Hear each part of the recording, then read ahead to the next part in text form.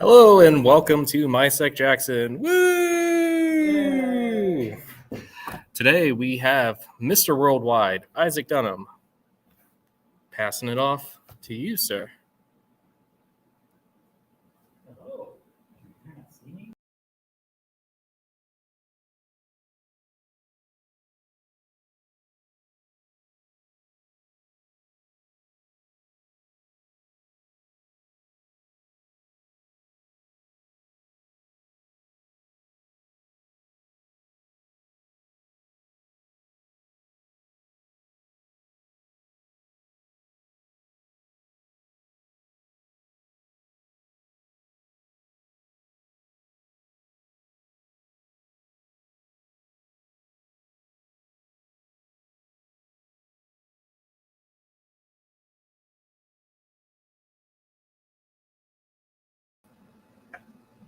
One moment.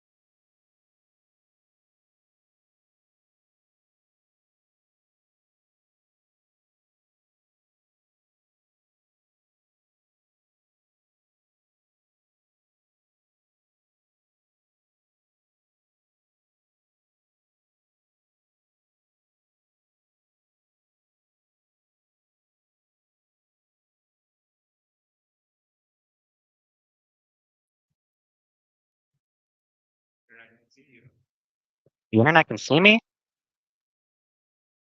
They can hear me too? Hello, internet. Welcome to the presentation of the future. Coolio. And I've been assured that there will be no more technical difficulties whatsoever.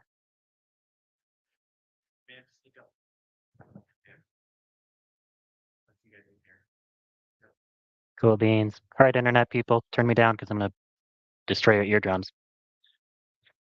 Uh, so, hello, everyone. My name is Isaac Dunham, and today I'm going to be giving a presentation on the portable executable file format. Uh, my inspiration for this little presentation is that recently I've been doing a lot of learning in malware analysis and malware development kind of stuff. And the problem with doing fun online courses that are often cheap is there's no final exam at the end of them. So it's like, how am I going to get all of my learnings out?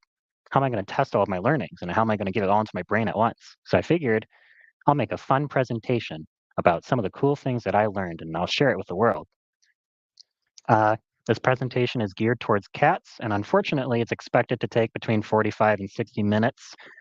So a little long, but hopefully not too boring. I put a lot of cat pictures in to spice it up. Yeah. Coolio. Uh, yeah, my name is Isaac Dunham. That's a picture of me. I'm a cybersecurity incident response analyst at Consumers Energy. And that is a picture of me in the dishwasher as a baby. I'm wearing my Lions gear because I was a big Lions fan at the time. Yeah, because of this year. All right. And without further ado, portable executable files. What are they? Uh, the portable executable file format is the modern Windows executable file format. It's a successor to the new executable, which was a really bad naming scheme from Microsoft, where they started calling everything new, because then they got old and they weren't new anymore. Terrible. And that was a successor to the DOS MZ executable.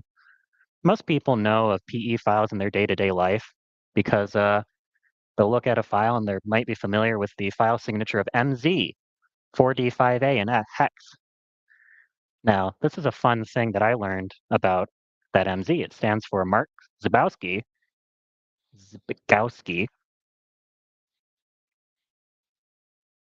and I learned something amazing about him. I never struggle to come up with reasons as to why Michigan is the greatest state in the union, and yet we have yet another where he was born in Detroit. So there you go. And I have a little example there where I have calc.exe pulled up in a hex editor, and yep, you see his initials, MZ. And then there's a Detroit Tigers kitty. He's my favorite. I'm going to be talking not only about the portable executable file format, but some fun practical uses of it. The malware analysis stuff is sort of fun and family friendly. The red team operations stuff, the malware development kind of stuff, that's less family friendly, but we're going to try to make it fun and interesting. Uh, Cat pictured is practical. That's why it's a cowboy. So if you want to learn about the portable executable file format, my number one preferred resource at any given moment in life is to refer to a project called Core-Kami, which is made by a human whose name I do not know how to pronounce, but I assume it's Ange Albertini. He is a human who is a reverse engineer at the Mandiant Flare project. And if you Google Core-Kami, you'll find a GitHub repo, and it's full of tons and tons of beautiful graphics and visualizations and posters of different file formats and other things relevant to reverse engineering. So I always look here first, pretty much, when I'm trying to remember stuff about portable executables. Yeah, other things too, like JPEG and PNG and some other file stream types. Ah. Now, we begin a really fun series of the portable executable deep dive. This picture I have on the right, can I get my mouse cursor over there? Does that show up? Maybe. Anyway, this picture on the right is ripped from Wikipedia, and that's their article for what the portable executable file is and what is in it. A little bit hard to read, but you've got DOS header and stuff at the top, got cough header, standard cough fields, Windows specific fields. Optional header is a whole lot of that. It's also not optional. Hello? A header? A header is a thing at the beginning of something that will tell you that will tell you about what you're looking at. So uh, headers that you might encounter in day-to-day life are mm, oh, probably most commonly we think of packets. Packet headers will tell you, hey, this is a TCP thing, and it is using these ports. That's a layer 4 header for network people. Yeah, that's a header. At the beginning of the portable executable file format, you have the DOS header and the DOS stub. At the beginning, we have our MZ, Mr. Mark Zbigowski. I'm very bad at these names. Um, then you have the header, and at the end of the header, you have a cool property called eLFA new, and that's a pointer to a part of the portable executable file called the signature. The signature is just an ASCII text PE, and it's basically like this is the real beginning of the file. The DOS stub is pretty interesting because all it is a MS-DOS compatible program that reads, this program cannot be run in DOS mode. Microsoft, ever fascinated with backwards compatibility, wants you to be able to run modern programs on DOS without crashing. So instead of the program crashing because it doesn't make sense, because it's been 30 years since people have been on DOS at minimum, uh, they'll just say, this doesn't work, and close gracefully. That little picture there is a 1991 program that starts with the exact same MZ header. So it's been the same all this time, or signature. Next, we have the cough header, represented by this coughing cat. I like that cat. It's vile. Uh, the cough header has some fun stuff. It has a characteristics field that can tell you, are you dealing with a DLL file? Can it handle large file addresses? Is this thing designed for 32-bit architectures? You have things like size of optional header, which will tell you the size of the not optional header.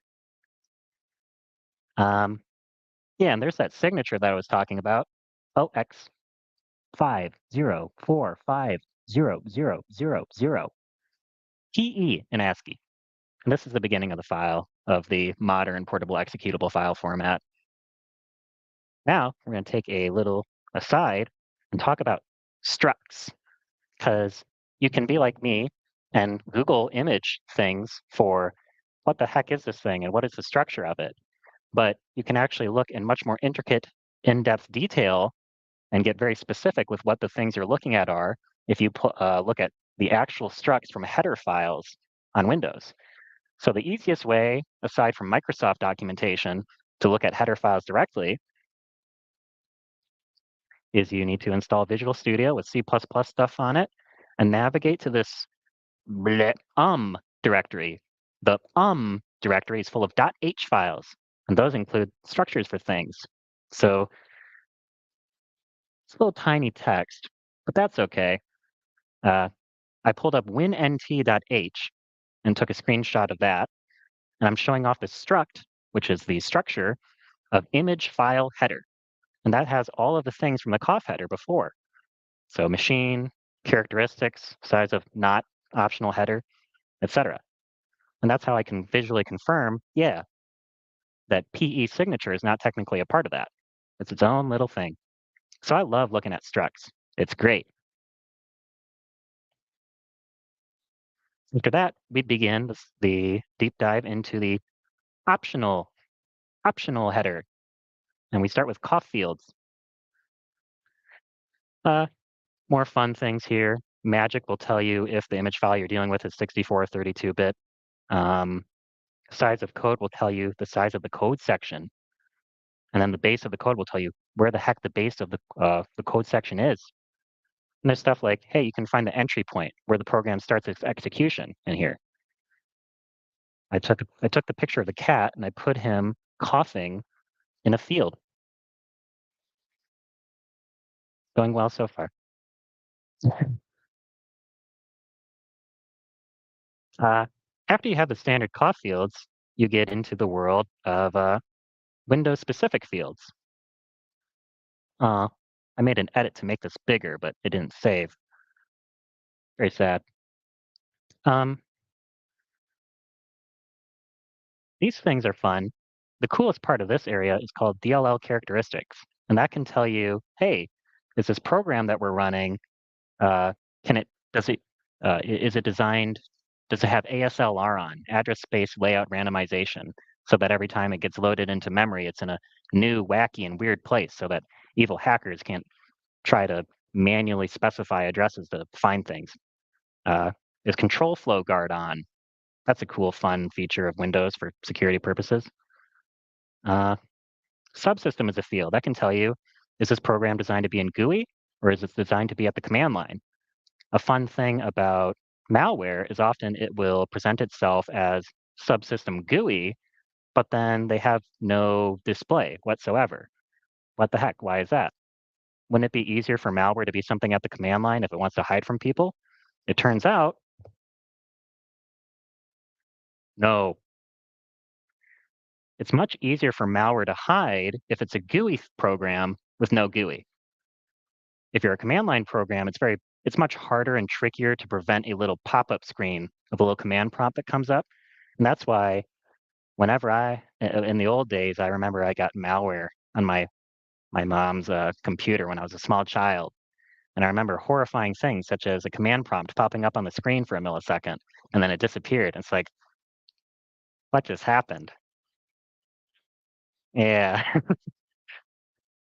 I ruined the family computer. Uh, that's why you see a lot of that in the olden days. Um, cool stuff. After that, we continue down into the data directories.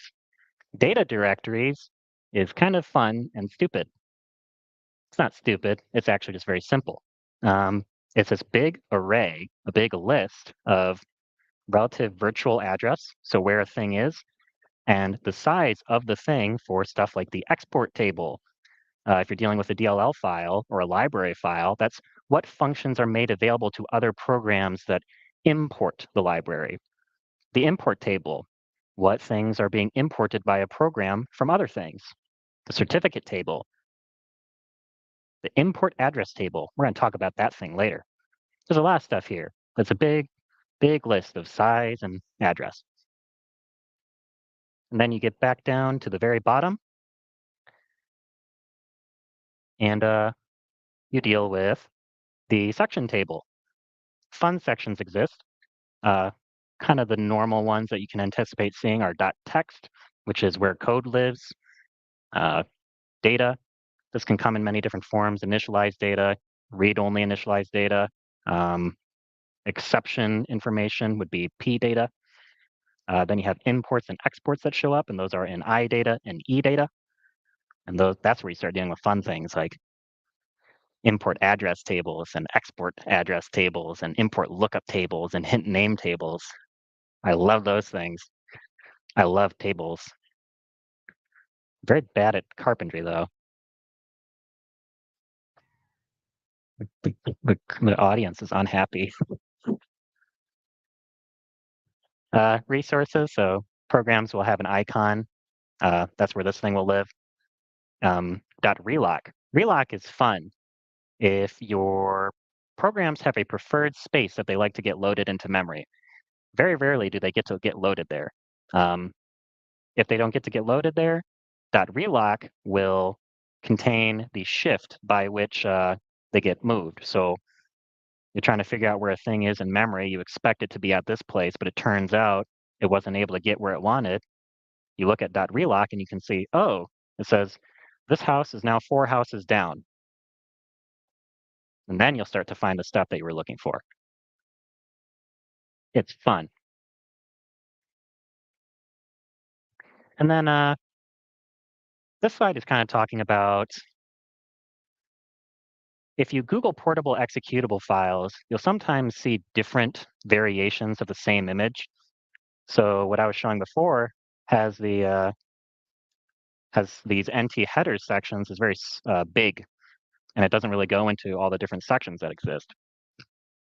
The reason you might see something like that is because different people will like to relay data in different ways or show it off. So image NT headers actually is something that actually has a lot of what I've shown off shoved into it. And then because it's just one thing, you can show it off as it's just this small thing now. So I always direct people to look at structs to see what thing is a property of another thing, what thing is a member of another thing, and what little properties do those little things have. And that can help you understand the spatial relationship between what you're looking at.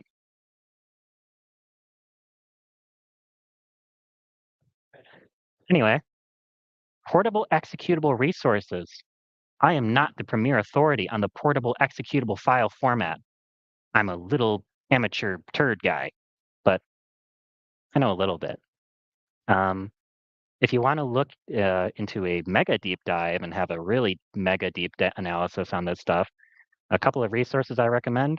OXRick is a cool blog series called Dive Deep, deep dive into the PE file format. And that person's very smart, way smarter than me. So check that out. Korkami, I'll always recommend Korkami. I love posters, I love visualizations, and that project is awesome for that. Microsoft has some old articles. In-depth look into the Win32 portable executable file format. Part 1 is so old and antiquated that you have to find it off of archive websites. Part 2, you can still find on something.microsoft.com. I was looking at it earlier. Yeah, and then the PE format for Win32 debugging stuff is also required mandatory reading, and that can enable you to skip the thing where you're looking at header files directly because they'll have it documented for things that are documented. I have little pictures of resources. These are from StarCraft. They're gathering gas and minerals. They're my favorite resources. Yes. Now we're going to go into practical stuff because I told you I would do some practical stuff. Malware analysis is fun for the whole family.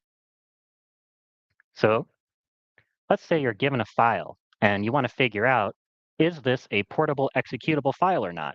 Is this a .exe, what I expect a .exe file to be, or .dll file to be? You can use this fun, cool tool called Detect It Easy, die.exe, which I think if I were looking at a system and I saw die.exe running, I might think there's something not good happening on it. But it's Detect It Easy, and it's a really great tool because you can shove a file into it, and then the community has written up 10 billion different signatures for different things to detect what type of file something is. And it's not just looking at like the file signature, the 4D5A MZ to tell if something's an executable. Uh, it can look deeper than that. It can see if there's patterns to, for example, wrappers, where you turn a batch file into an executable file. If there's some pattern to that, Detect It Easy has signatures that will tell you, oh yeah, we also saw that this is probably has bat2exe in it.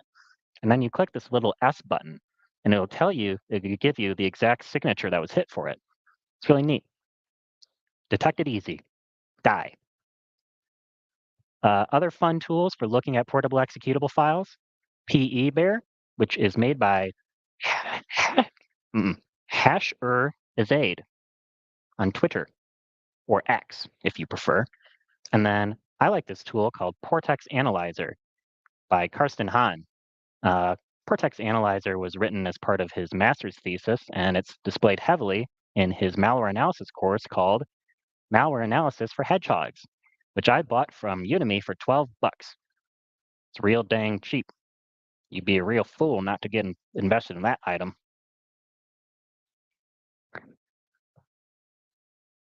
So you can look at interesting things with tools like Portex Analyzer. Here I'm looking at, hey, we can see the linker of a thing. We can see it's Visual Studio 2005 that it was linked with. So the developer was probably using Visual Studio. We can see, hey, this is PE32, so it's not 64-bit. Hey, we can see this is a GUI program based on its subsystem, not console. And then you can look at all the different fields that I talked about and be interested and fascinated by them. It's really good and great. Another fun thing you can do with portable executable files and executable files on Windows is take a look at their imports. Imports are cool. Imports are, you take a program and your program wants to do something, but this function is implemented elsewhere in something called a library. Someone has written a library of different functions that people can use. And different abstraction layers of this eventually lead to, you go all the way from zeros and ones to those fake programming languages they invent for like babies. Lots of layers of abstraction in there. But there's a hypothesis, which is if you know what a program is trying to import from different libraries, what functions and other library files that it's trying to use, you can take a guess as to what it's trying to do. So, for example, there's a classic case of process injection that exists where you get the process address of something using the C++ or C function getProc address. You allocate space in that process with virtual alloc. You write stuff into that space with write process memory, and then you create a remote thread to tell that process to start running your evil code. So if you have all those things together, it might be suspicious. And from this hypothesis of, hey, we can look at imports to figure out stuff, came the concept of the import hash, where you take the hash of everything that's imported. Vandian has an article where they talk about the algorithm by which this is determined, and they do stuff like deduplication and whatnot. But basically, you can take an imp hash and say, anything with these specific imports probably has this specific set of functionalities and capabilities. And then you can look at a whole bunch of programs and say, hey, this malware sample has this specific import hash. This program in this list of programs has the exact same import hash. It might do very similar things. This might be another evil thing to look at. However, in the world of malware analysis, there is a problem with import hashes. There's actually a few problems. So depending on what abstraction layer you're dealing with in the world, your imports may be very disappointing. So programs that are made in using the .NET framework, so stuff like Visual Basic and C#, they may only have a single import because it basically all draws from the exact same library file. That's not helpful. Anything could be that import hash. Another problem is it's really easy to screw with import hashes as an evil person. If you know that malware analysts are looking at your malware samples and trying to look at what imports you're doing, just do a bunch of random garbage imports and don't even use them really. Just use them for stupid stuff that doesn't matter. Now you've ruined the entire concept of an import hash. So import hashes, just like normal hashes, they're very weak sauce in terms of detection capabilities. But another really super evil thing is that evil hacker people who know things about the portable executable file format, they can actually hide the imports that they make. A really classic, simple way of doing this is you just git module handle, which is you find a library file and you get a handle to it, and then you'd use git proc address against this handle, and that reaches into that library and pulls out the function that you want. And in that way, you can avoid importing things properly. You still have to import those two things if you want to. Um, that's a tweet. It's a good tweet. You want to know who Florian Roth is? Yeah, yeah, Florian Roth. He's pretty cool. He's on Twitter, and he works on primarily. I think his main goal is he works for does a lot, he works for Nextron Systems, and he writes Sigma rules all day. Sigma rules are rules that are sort of vendor agnostic SIM rules. So your security information and event manager, where you're querying your logs, they all have these stupid different languages. But there's this cool rule. There's this cool language called Sigma, which is agnostic to all of them. And hypothetically, you write something in Sigma, it can be used in Splunk, Microsoft Sentinel, Elastic, everything else under the sun. Really cool, really smart. He's actually how I learned about the malware analysis for hedgehogs class, because I think he's a German guy, and that malware analysis for hedgehogs class is made by a German. So very small, very strong malware analysis community in Germany.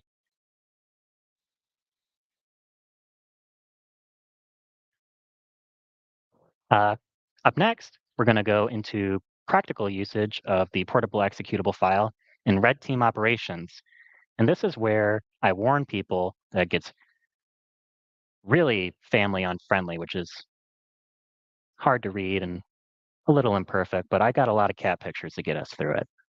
And I'll be talking at a high level about what we're doing.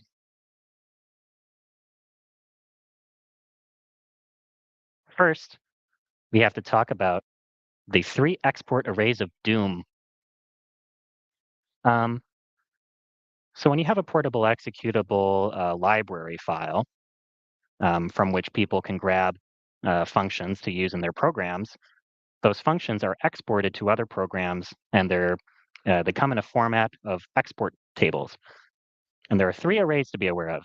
Address of names, which is a bunch of locations where you can find strings for names of functions. So for example, an item in there might be get proc address. The next thing might be get module handle. And they're all just strings. They're all just text. The other interesting one, aside from the other interesting one, is address of name ordinals. And that is basically, if you find the item that you're interested in this address of names table, you can then hop down into address of name ordinals, and it will give you the index of where you can actually find the address for this item. So you find, say get proc address is located at name 3 in my little example. And I'm going to point at that. That's here. If you find it there, then you look down into the address of name ordinals and you see a number. The number is 4. And that tells you, look at the 4th item in the address of functions to find the actual function address. And now you know where the address of that function is, and you can use it. That's how exports work. Now that we've talked about exports, we get to talk about imports. So I'm looking at a struct again, and there are three cool things in this image import descriptor struct that I love, which is original first thunk. Thunk is a silly word. I like to think of it as just bridge to something. It depends what context you're in. Pretend it's a bridge to a something. That's a thunk. Original first thunk is a bridge to the import lookup table. Tells you where to go for that. First thunk is the pointer to the import address table, which is kind of like the word IAT is like I ate, but without a space and no E at the end. That's my mnemonic. I have audience members scowling. And then there's name, which is another property in there. And that's just the name of the imported library file that you're looking at. So for example, that might be kernel32.dll. Now we had the three export arrays of Doom. Now we have the three import tables of Doom. Aha. So let's say that you're trying to figure out, you're trying to find where the addresses of things are from a library that you are importing stuff from. Within your file, you're going to fill out your import address table. The import address table, which is I8 without an E or a space, is a big listing of all the addresses to different functions that you might be interested in. And this gets filled out over time as you resolve where those addresses lie. And the way this works is, let's say that you want to figure out where git proc address is. You will go into the import lookup table, and the import lookup table is basically just a bunch of pointers going to the hint/name table. What's in the hint/name table? There are hints and there are names. A hint is an index to one of the tables we talked about in the export world. The name is the name of the thing you're looking for. So basically, you look for your function there in the hint/name table, you find the index that you're looking for, and then you go to those export tables, grab the virtual address of the function that you want to use, and then you fill out over time the import address table. And by the time a portable executable file is properly up and running, the import address table will be properly filled out. So every time that function gets called, it's reaching into the import address table to figure out from where to call it.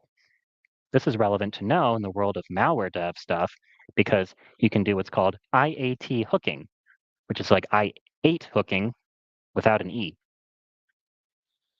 And that's where you can overwrite items in here to point to your own evil functions. It's pretty fun and evil. We're going to walk through an example of git proc address within notepad.exe.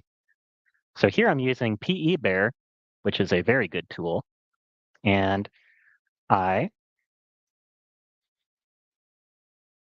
am going to try to figure out where things lie.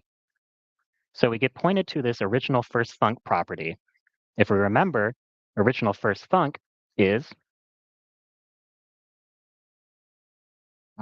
the pointer to the import lookup table. If we look in the import lookup table, it can tell us, hey, now we can look into these areas. My brain is failing me in this moment. It's very sad.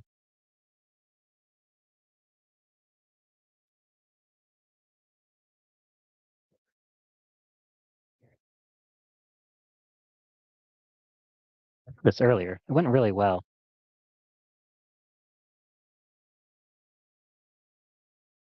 You look in original first thunk, you find 2DE5C. And that points to original thunk. Now, if you look at where that is, you end up in the hint/name table. So the hint/name table includes hints and then names. So this is all in binary, so it's not very profoundly helpful, but we see O2 B8, or maybe B802, depending on the endianness of it. And then we see the name of the function, which is get proc address. So now we have this hint, which is supposed to be something that we can use to reach into an export table, and we have the name of it, and we know we have the right name. So now what we do is we'll go into our library file. So we're no longer in notepad.exe. We're in the library file, kernel32.dll, and we're going to go look at 2b8. So if we look at 2b8, we won't find the thing that we're looking for in PEBear, which is very sad. The reason we don't find the thing we're looking for in PEBear is because our ordinals start off at offset 1 instead of 0. So you just move down 1, and there you go. You find get proc address, the thing that you're looking for. This is all stuff that loaders manually do as part of their process. So as you resolve these function address names, you fill out your import address table. So now we have some precursory knowledge that can be helpful in the world of malware development stuff. When does it become helpful? I don't like imports, says someone, probably people who like tariffs. Haha. The audience is very unhappy. Uh, Previously, I mentioned that a really easy way to hide what imports you're doing are to use get module handle and get proc address. That way you can call functions without properly importing the library files. But we can actually avoid doing this stuff entirely. We can avoid using those two even, and we can create a process that has literally 0 imports that does all sorts of evil stuff. And the way you do that is you manually traverse the portable executable file format. You grab different headers at different offsets and whatnot. That's a picture of my cat sitting on a stool. You might be able to see his little pink belly. My friend Evan calls that the primordial pouch.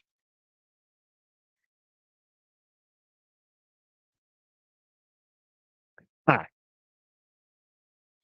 we're not going to read any of that, but this is code snippets that show us how to do these kinds of things. So if you want to use get proc address without importing it, without importing it, you first need to create a little helper function where you'll feed the address of the DLL file that you're going to use. You get that from get module handle, which you can also hide. Then you use all these known offsets that we learned about in the portable executable file format, and you set all of those, and you can manually start reaching into things like the import address table and the export address table. You can get address of functions, address of names, address of name ordinals, those 3 arrays of doom, without doing any proper things. Then you can actually manually resolve things by name. So you feed your function a name, you walk through your address of names table, and then using a language like C, you just do a string comparison. Am I now at get proc address? If I'm at get proc address, grab that function address, and bazam. Now I have achieved the ability to use get proc address without actually importing it. And you can use that to get other functions. And then, because it's really long and really boring, you can also completely hide the fact that you're using get module handle. That dives into the subject of process environment and thread environment blocks. I have a picture of Dumb and Dumber because they're kind of stupid. At least that's my view of them because I don't like them. I'm not going to go into that, but you can do kind of the same process, but with more complicated stuff to also hide the fact that you're importing get module handle.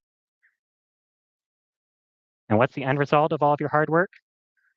I have a program here called noimports.exe and I'm running dump bin / imports, which will show you all of the imports of a program, and nothing pops up. And that's pretty crazy. You have a program that has literally 0 imports. You use a tool like Portex Analyzer, and it'll tell you the imp hash. It's nothing because there's no imports. That's fun. So when do you need super duper deep knowledge of the portable executable file format? In the malware analysis world, if you're doing deep reverse engineering kinds of stuff, or if you're playing with certificates, which we didn't go into, it can be very helpful. Debugging, it can be very helpful to know where things are and why they're there. In the world of malware development, red team operations, they call it, really useful for parsing those import and export address tables. And also understanding portable executable file format is good for stuff like process injection and whatnot. So wrapping this up with a plug of here are some courses that I took to learn the things that I learned. I enjoyed, I think it was Mr. Greg Hatcher of White Knight Labs, I want to say, who gave a talk. And he was so smart, and my head would hurt so bad after watching it.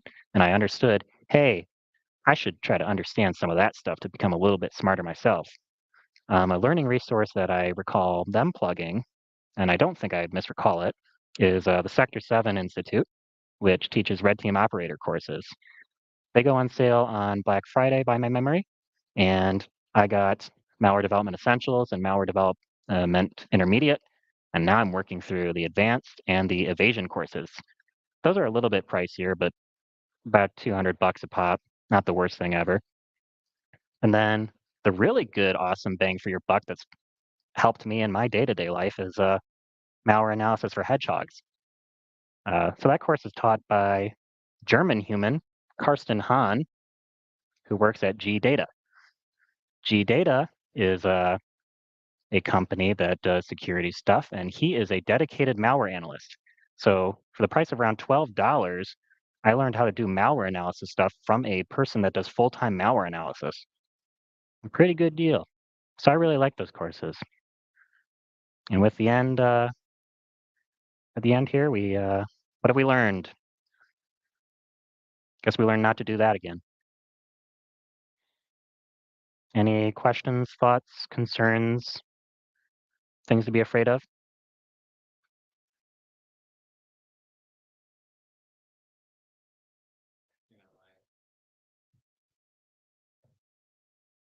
Cool beans. We only screwed up for 15 seconds, unless you consider the whole thing a disaster, and then that was real bad.